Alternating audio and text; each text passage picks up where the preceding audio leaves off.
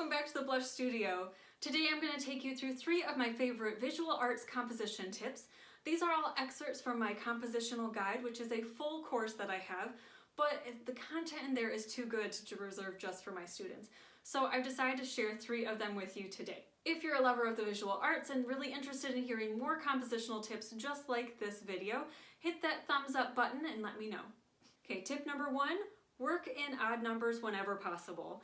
Now, if you look around in nature, which is where we get a lot of our design cues, because let's face it, nature designs really well and we're still figuring it out.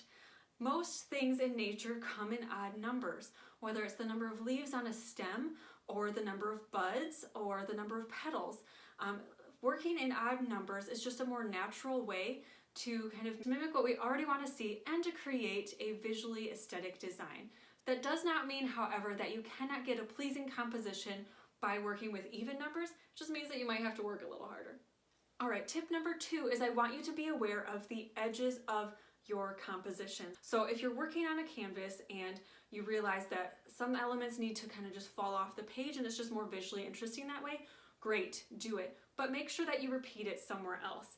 Usually it's a good idea if you have something going off in one section to have it go off on the other side, whether that is, you know, if you have your canvas here, if you have it falling off the edge down here, maybe have it go up the edge up here, just to kind of create some balance.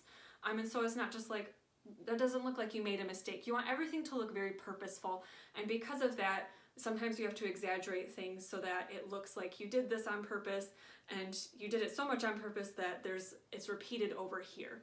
Tip number 3 is I want you to keep your lines purposeful and exaggerate where needed.